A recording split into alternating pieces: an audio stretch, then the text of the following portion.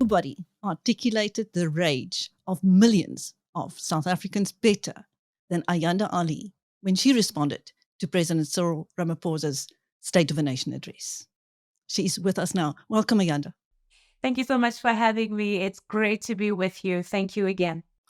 Your mic drop response to the president went viral. But for our viewers who have not heard you speak, please say it again. Sure. I think it caught all of us by surprise because I myself didn't anticipate that is what my reaction would be. But it came to a crescendo when I heard the president say that he would make sure that those who are responsible for state capture would be brought to book and that the monies that were wasted would be recovered.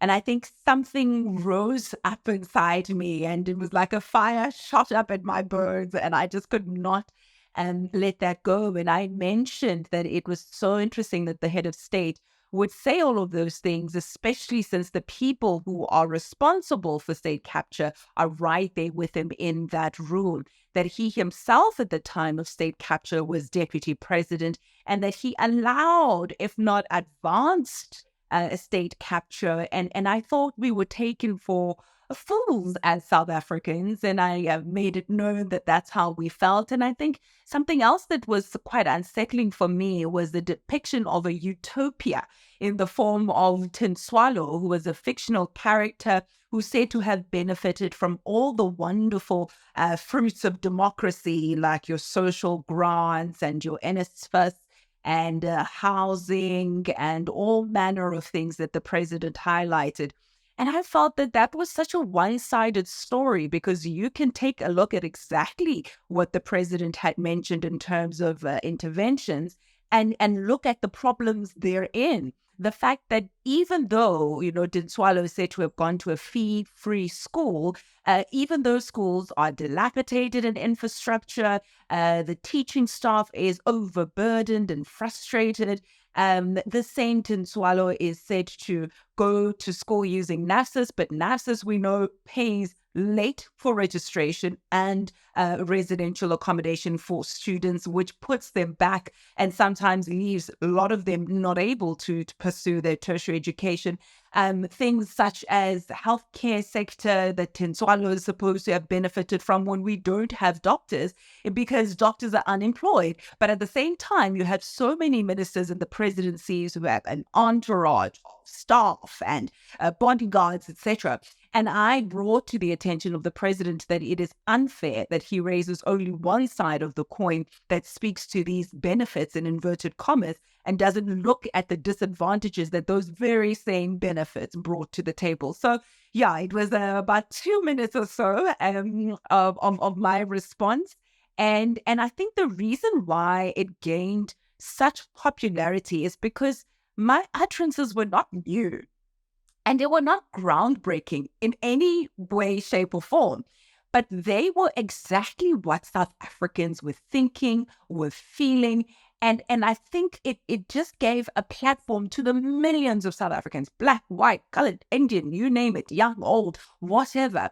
All of us were in this corner thinking, I'm unsettled, I'm frustrated. But then there was a voice that just captured everybody's sentiments. And I think it was one of those right place, right time, and right thing to say, only because it was echoing the sentiments of millions of South Africans. Indeed. You are now the communications director for Build One South Africa. You must have had your pick of political parties. Why did you choose BOSA?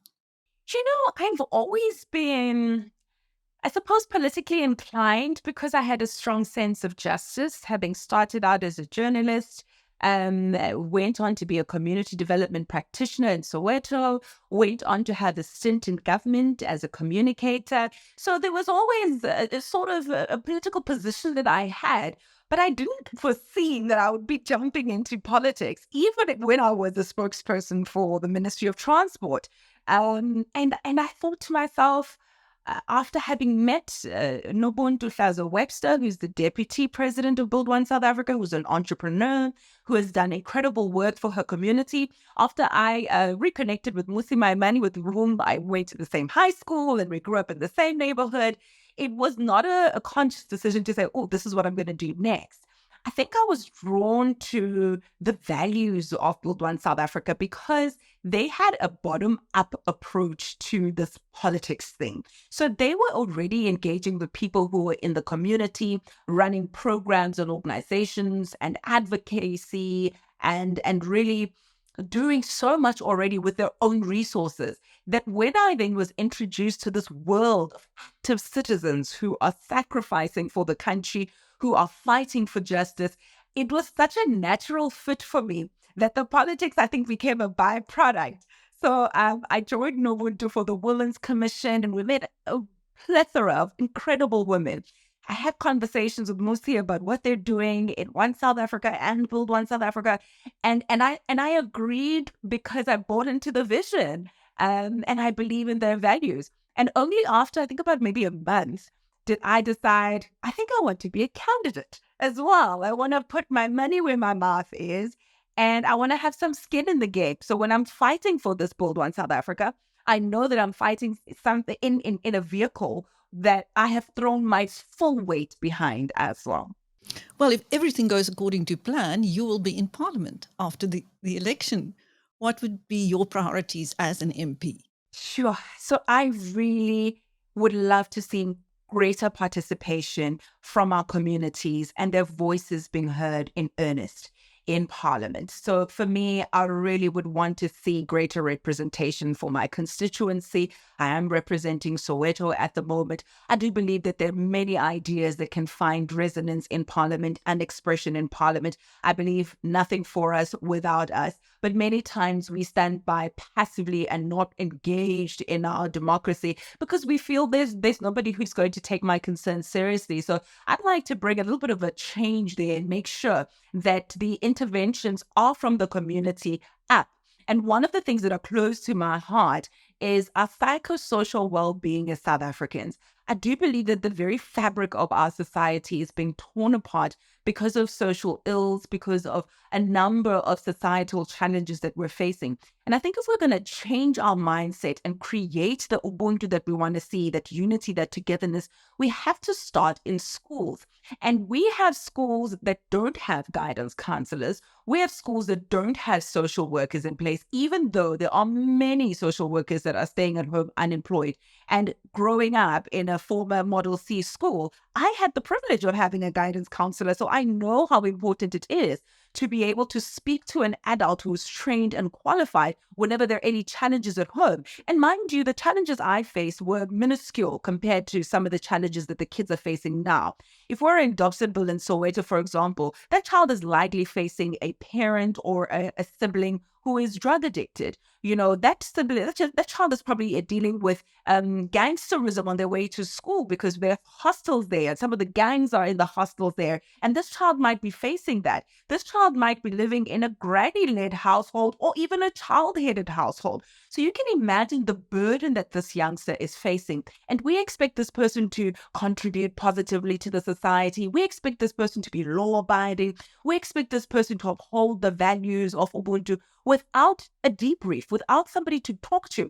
Now, we know that the impediments to learning, more often than not, have got very little to do with academia, but more with the social context that the child is living in. So if we do have guidance counselors or social workers in your schools able to help these children to adapt, to have grit, to overcome their challenges, they'll be able to perform better in the classroom, but will also be able to repair the social fabric of this country, to heal each individual one child at a time. So I think one of the things I'd love to advocate for is the reinstatement of your guidance counselors and or social workers in your schools. And I think for me that would be one of the starts. Now, lastly, would you please sing us a song from your album, We the People? I'm going to tell you, I've done so many interviews since the State of the Nation address response that I gave, and never have I ever been asked to sing anything from my album.